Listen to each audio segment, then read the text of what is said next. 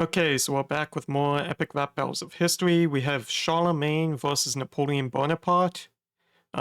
Two Frenchmen, kind of. Technically, Charlemagne is like Frankish, but hey, it's close enough. Well, I'm gonna guess is gonna come up. I'm just gonna throw this out here. Charlemagne kind of built the Holy Roman Empire. He was like the creator of it. Napoleon Bonaparte destroyed that shit because it was like it became German, and in Napoleon's time, France not a big fan of the Germans, so didn't last as he conquered Europe. So I'm thinking that's gonna come up. Probably be some diss from Napoleon, but other than that, yeah, I don't know. Obviously, they're both also kind of, Frenchmen. They kind of conquered much of Europe. Not knowing what this is gonna be like, though, I think, on the face of it, I don't know. I know who I'd cheer for more. I like both these historical figures, kind of. Charlemagne is also kind of interesting. His grandfather was like Charles Martel, I believe, aka Charles the Hammer, aka Charles the guy who, prevented like a Muslim invasion through Spain into Europe. That might have just seen like Christianity get wiped out because he was like the only guy who had an army that could maybe stop them, and even then it was kind of like odds were on the Muslim side. So like, it was very amazing how, his grandfather even, like, that Carolingian, something like that family, very impressive. But anyway, let's get started. Let's get into it. I'm gonna watch it and then I'll analyze the lyrics after. Looking good. Conquering king par excellence, who fathered his own renaissance and gave birth to fun. It is I, Charles the Great, son of God, the sword in this overblown war, only backwards forcing course again. The Pope died, the Holy Roman Empire established it. It lasted 1,000 years. Holy Roman Empire. Stubborn savage to Egypt, Haiti, Spain. Your campaigns are too elaborate. Your bubble of an empire popped like an aberhit. I struck the fear of God in every land I take, leaving pagans quaking, making them do the Charlem shake. The bloody verdict of this battle has already been decided. Like the love between you and Josephine is one-sided. Oh, Charlemagne, you Queen's Carolingian charlatan. I'm the genuine article military artisan. You're a clanky old suit of armor. A bombard, the janky monarch of the Franks and the Lombards. Your joyous sword cohorts asunder, but war's a bit more hardcore. Now the deals have 4 numbers. That is canister shot, and you receive those balls when I blast you with my 12-pounder grievable. In a petite corporal, here to get my groove on. Even if I lose, I come back and get my coup on. I'll subdue you brutally, like a royalist in Toulon. I'm the smoothest French thing in grey seems poop on. Oh, that's flow! You can't quite rock it! That must be why you keep your head like that! No pocket! You are nothing but a whiny little egotistic swine! You got sunk by I got a lot to say for this. And your Russian debacle was even worse! You got beat by lice! You should have been listening to elementary school nurse! People still place my name next to God! Charlemagne! Now pretend I'm Moscow and retreat from these flames! I kept a violet poison around my neck in case of capture, and I almost just drank it! You are that bad of a rapper! And I thank you with ease! Your loss is real because ease! Like the Alps in winter with your pregnant wife, you shouldn't cross me!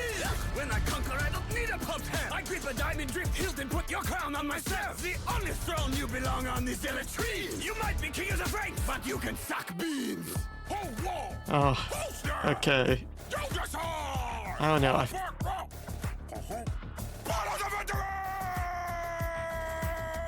I think I'm gonna hold off on judging that until I go through the lyrics more. What was that? What was that image that flashed on the screen? What is this?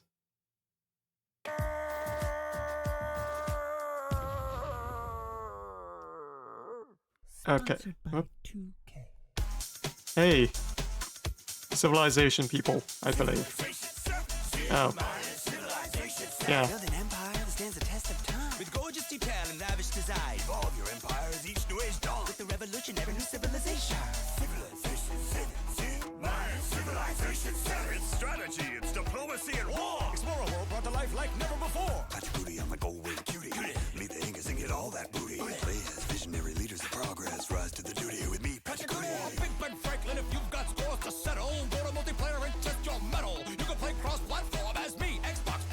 What? Switching PCs. The collector's edition is Is Ben Franklin leading America? That That doesn't seem Napoleon accurate. Bonaparte's Emperor persona has an exclusive role.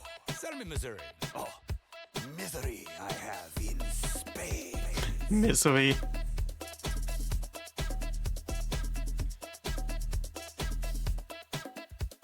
Alright, well, it seems that's done. Okay, let's go through the lyrics again.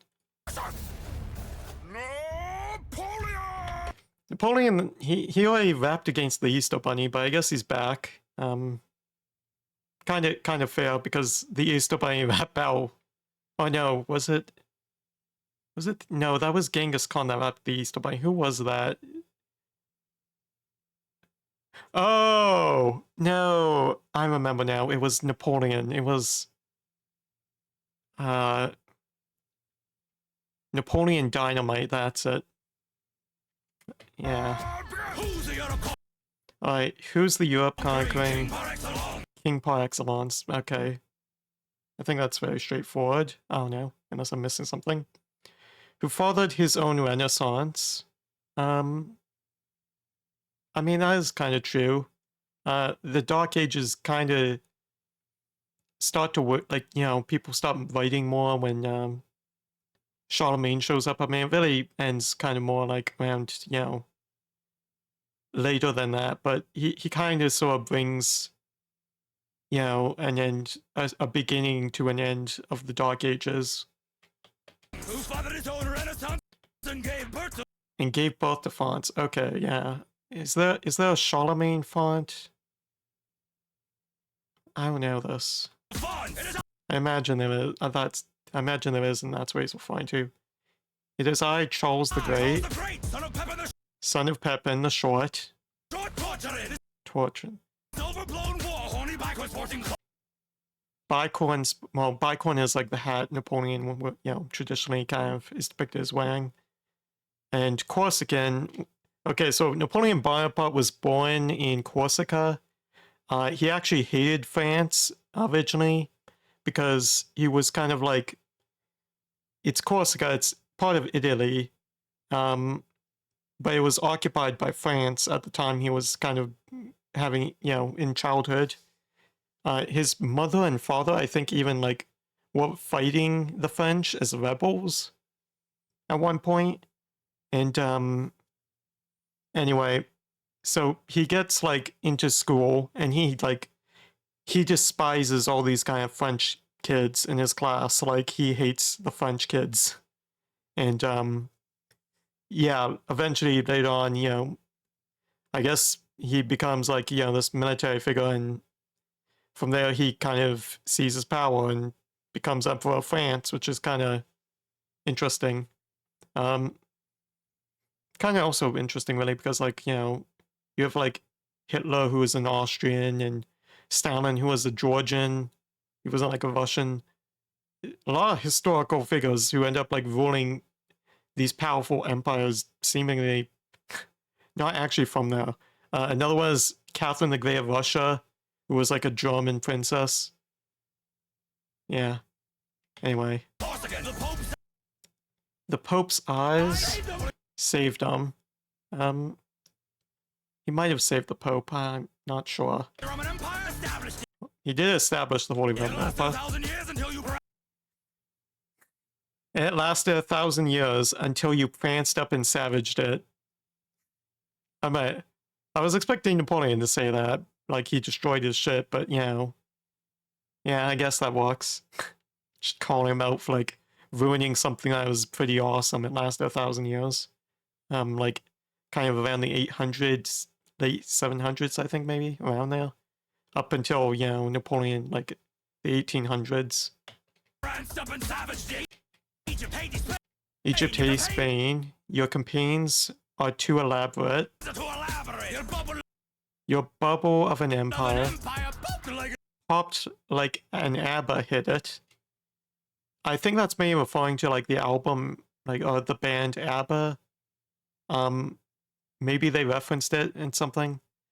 I just think of my grandmother, who I used to like call ABBA when I was like little, and then, you know, like as a baby pretty much, and the name kind of stuck, and so I know her as Abba now at this point.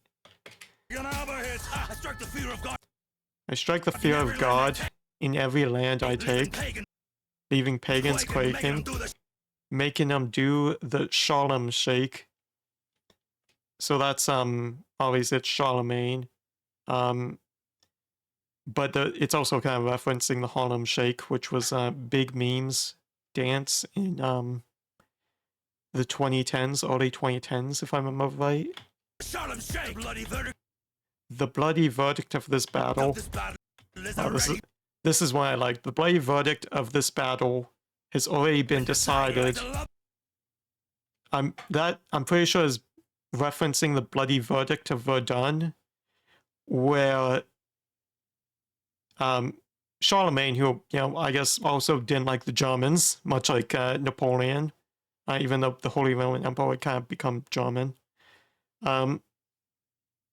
Charlemagne did the bloody verdict of Verdun, which kind of entailed the massacring of a shit ton of Saxon Germans, basically, for their paganism, since they didn't really want to convert.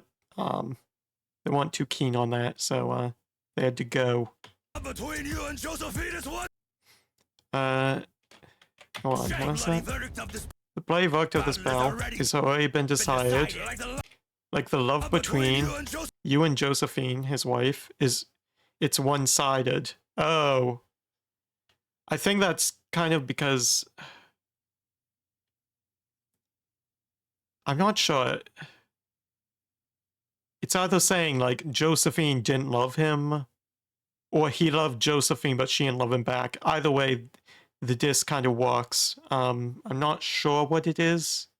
I feel like Napoleon did love Josephine, if I'm not mistaken.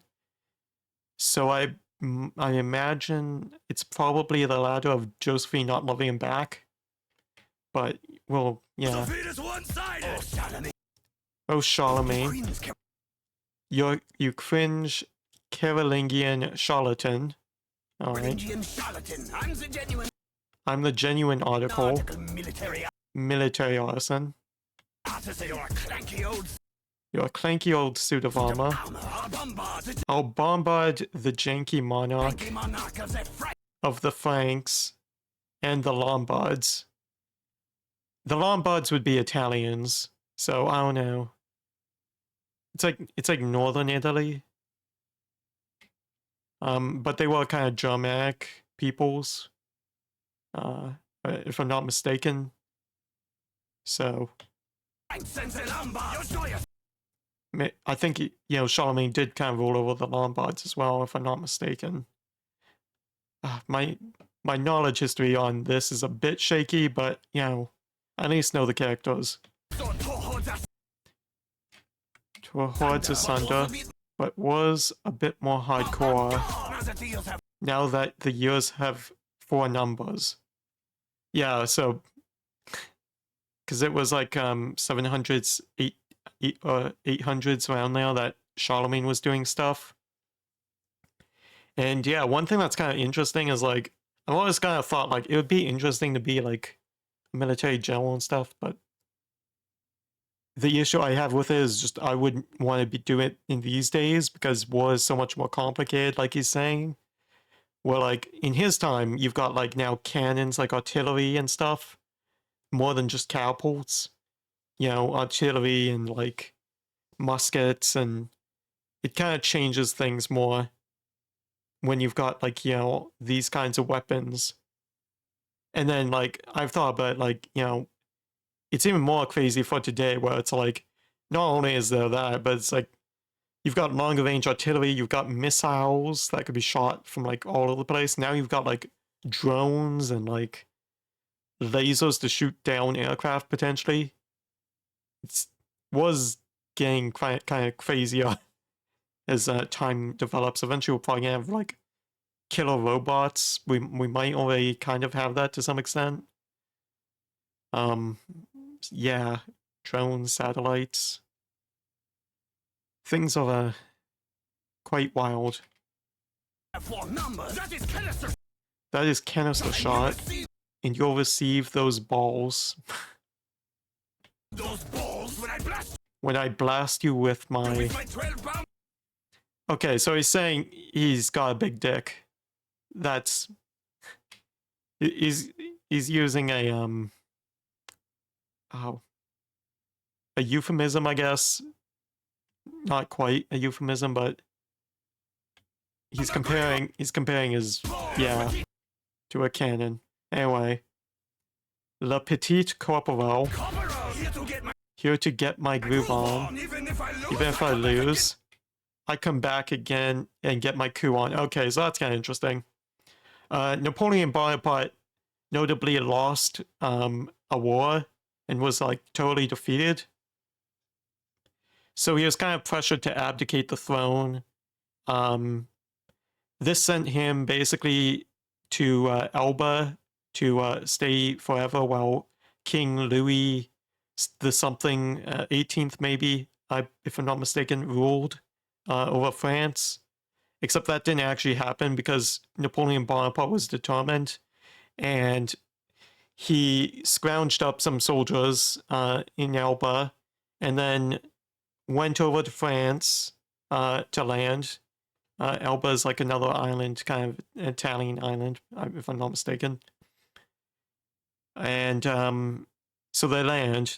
Louis XVIII, if I'm not mistaken, sends his soldiers to go deal with Napoleon, crush him before he, seizes power or anything like that. Supposedly the soldiers instead just join Napoleon.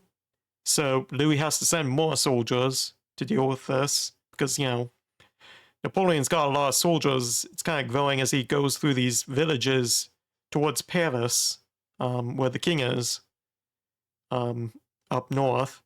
So, he sends more soldiers. Those soldiers also join Napoleon. And, he's coming. He's not firing any bullets. No bullets are really being fired here. Napoleon is, heading for Paris. The last Louis that, was around, hung around too long, got executed.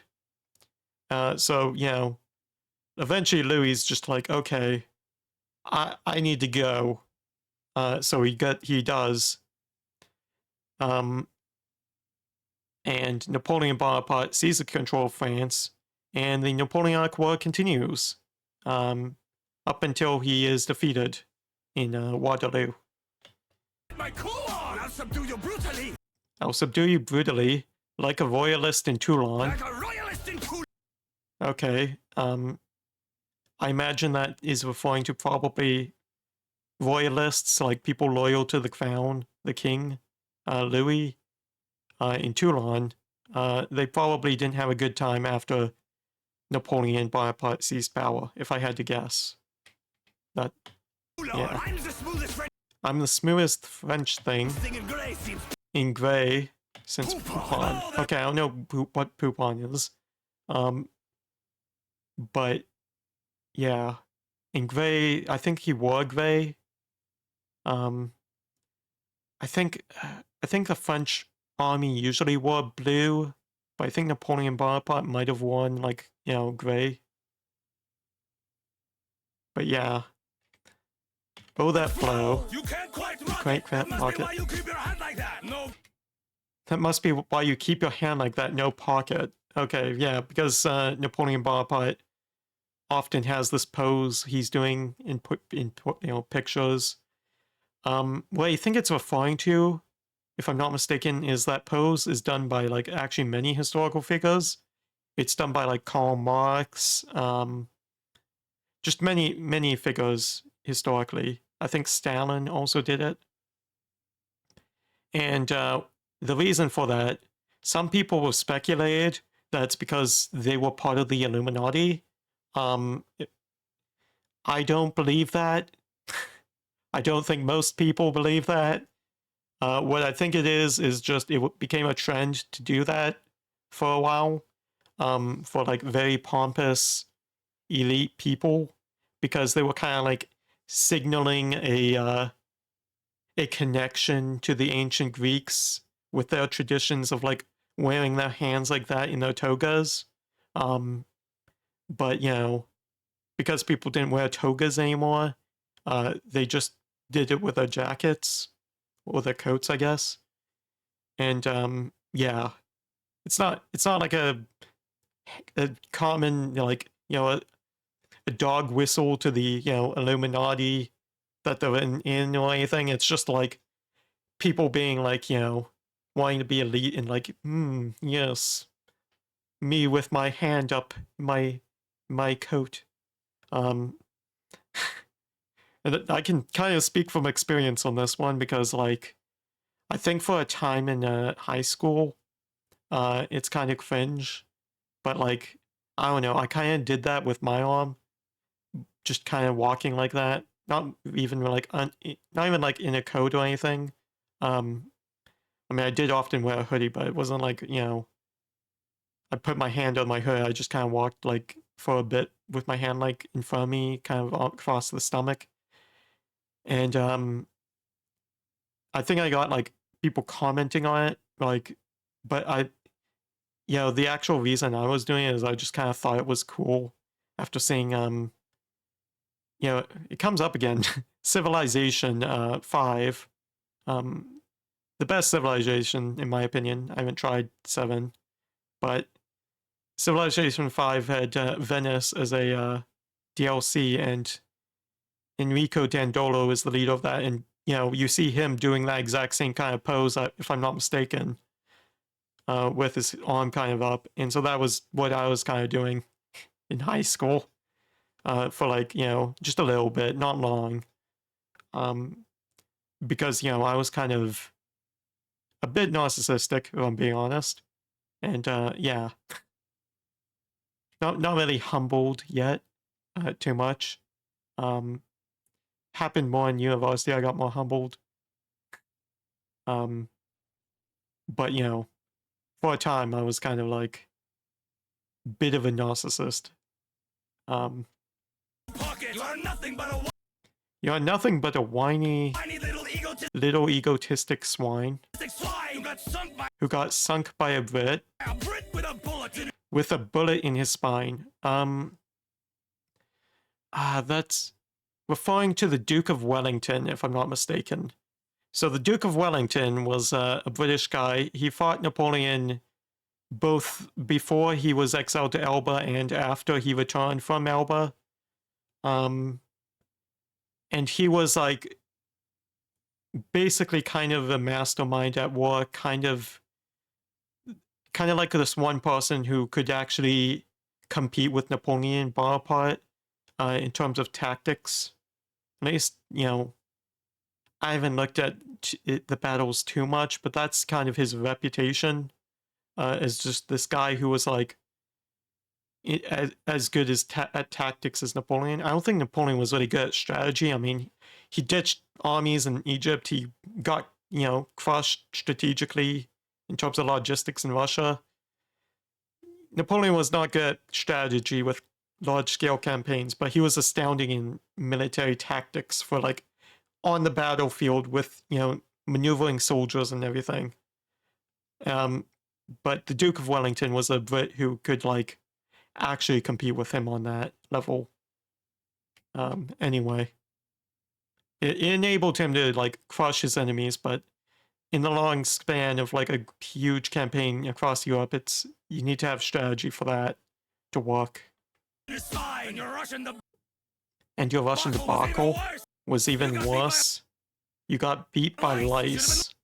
Oh yeah, so lice was an issue in wars back then, quite a bit. Still kind of is, I imagine.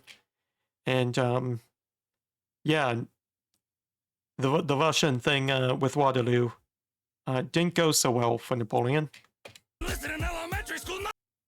An elementary school nurse.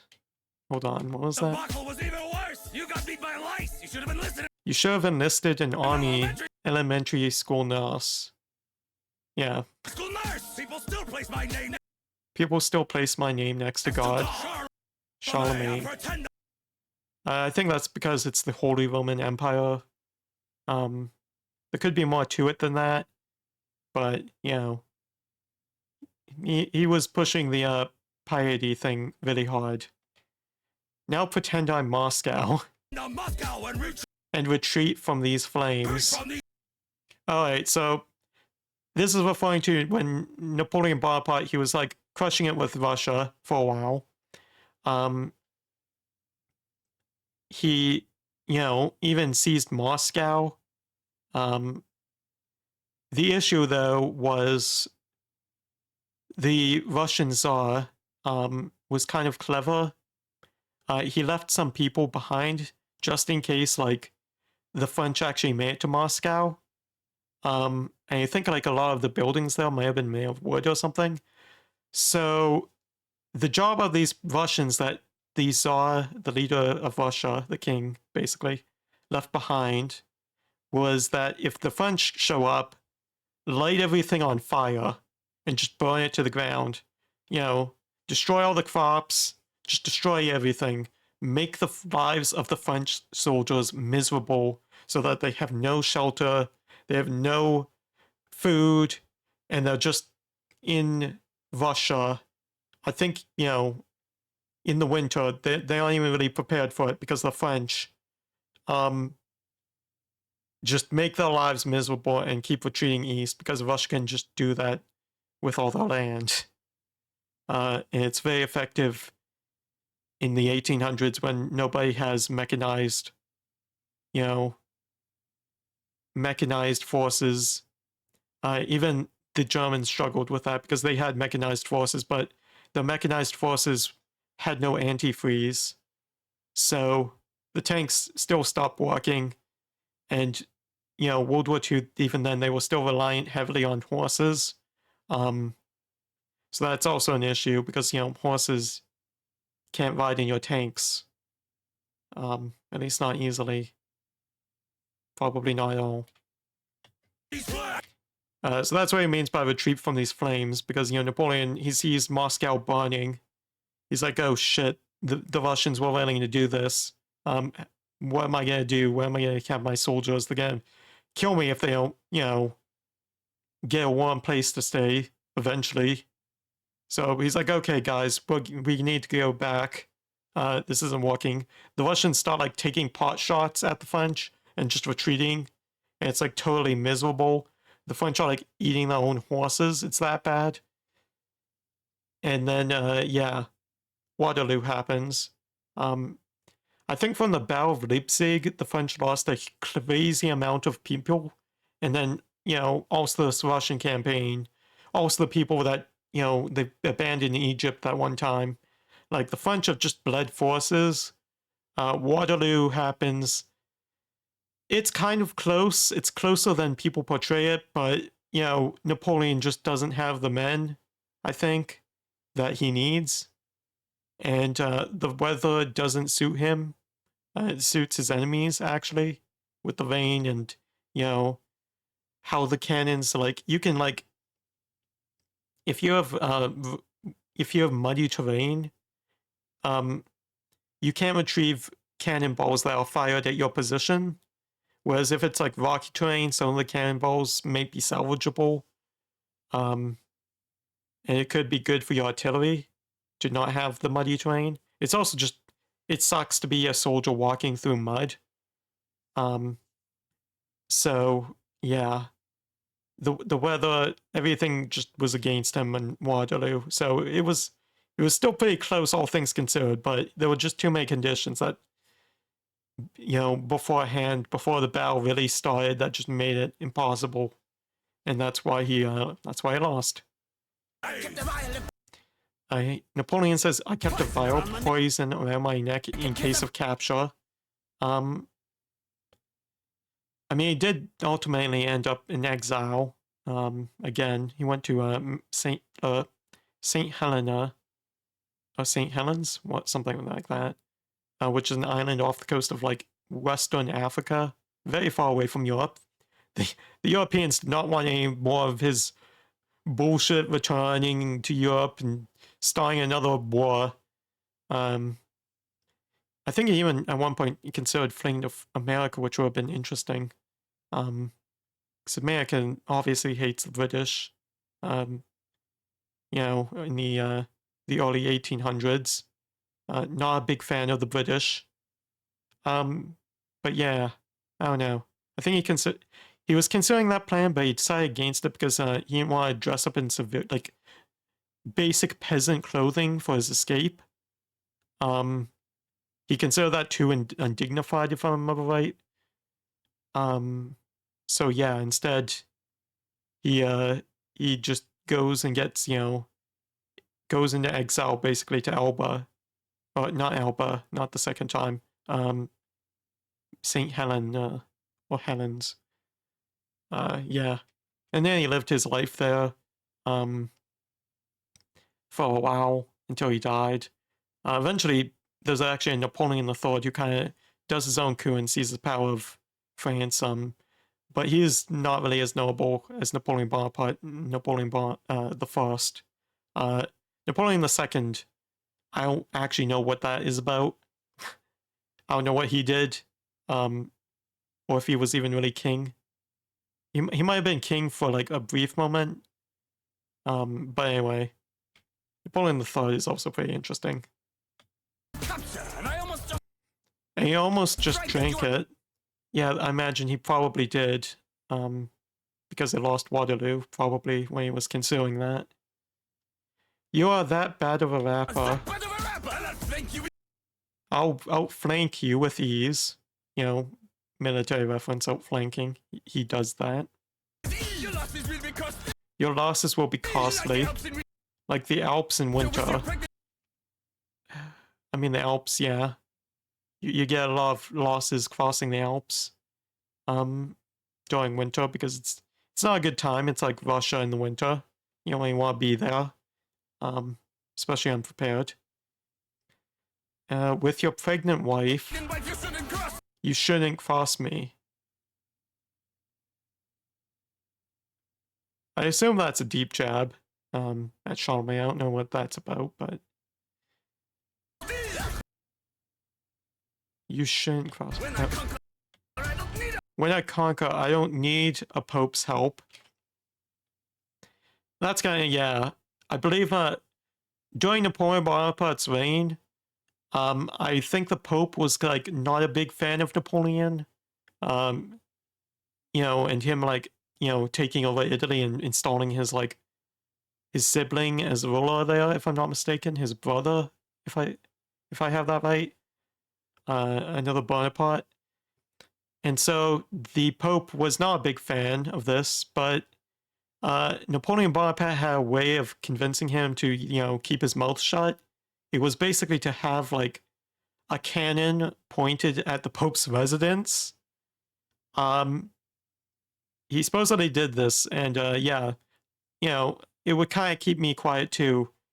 If the person I wanted to criticize literally had an artillery piece pointed at my home, you know, that it you know, it's something to consider. I'll grip a diamond dripped hilt and put your crown on myself. So he crowned himself, which is like kind of taboo.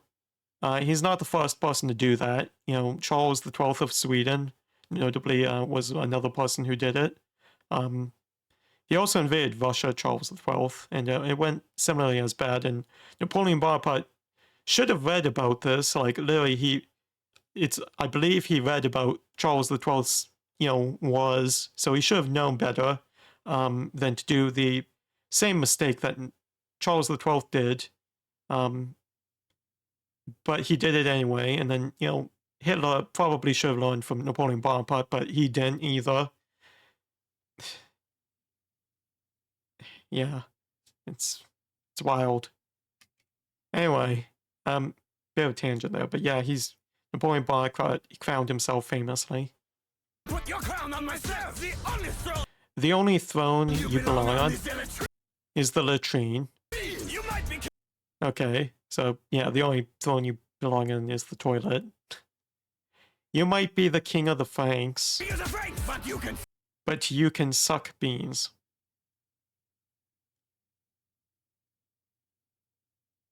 Okay, I doubt it's at all the reference this is intending to make, but I think there's a character named Frank in Life is Strange, and he likes beans. That's where my mind goes. I assume there's another connection. Maybe that is what Life is Strange was a reference to. Maybe it's like referencing the same thing.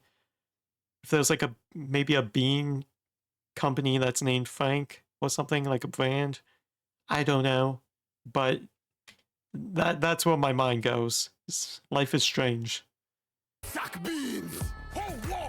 Alright. You know, I feel like maybe I like some of Charlemagne's references, but I feel like let me listen to this one more time. One more time. And then just very quickly. This is tough. I just realized this. I'm pretty sure I might even still have it. The same crown and also like the chest piece that Charlemagne is wearing. I think I did a costume contest with that or something. I feel like I've seen these before. I've had those costumes. Not the whole thing, just like the cuirass, I think it's called, the chest piece, and the crown. The crown, I'm not sure. I think maybe, but the chest piece is really seeming familiar. I could be wrong though. The crown, actually, I feel like I also do have that maybe. I think I'm gonna give it to Napoleon Bonaparte. It's kind of difficult though. I don't feel like either of them really have any like lines that it's like they devastate the other person. A lot of it's like pushing themselves up and then also taking some small jabs at the other person. But there's nothing like, yeah, I like the references. It's a good rap battle video. It's a good song, everything. But, you know, I don't see anything that, you know, there's nothing like, whoa, like, wow, that crushes it. Like that Darth Vader moment where he's like, you know, doing the shot up lines. Like everyone kind of like, you know, listening to that, it's like, whoa, okay, Darth Vader wins that, you know, which I think they kind of bias the ones with Hitler because they don't want Hitler to win because the optics of that, not great, obviously. But, yeah, there's no moments where it's like, wow, that is like a devastating blow. Like that is, you know, a clear, decisive line. It's good, but you know, it's pretty even. I think Napoleon though might be better with more of the disses though. At least the slightly hard hitting ones. Yeah, that's what I'm going with. Anyway, oh my gosh, look at this freeze frame of Napoleon's face. But yeah, hope you enjoyed, and I will see you next time. Probably when there's another epic rap battles of history. These are like super long react videos that I do for these, but you know, I don't know. It's like how I like to analyze these, just to see how good they are. I don't know. I usually play it once, just to get it through it, you know, so I'm not ruining my first experience of it. Then I analyze it, and then sometimes I rewatch it again just to come up to my final verdict. But yeah. I'll give the W, if I had to Napoleon. Historically, I feel like, I don't know, Charlemagne is kind of more of a badass, though. But yeah. I don't know. Napoleon is also pretty badass. I'll end it. Goodbye.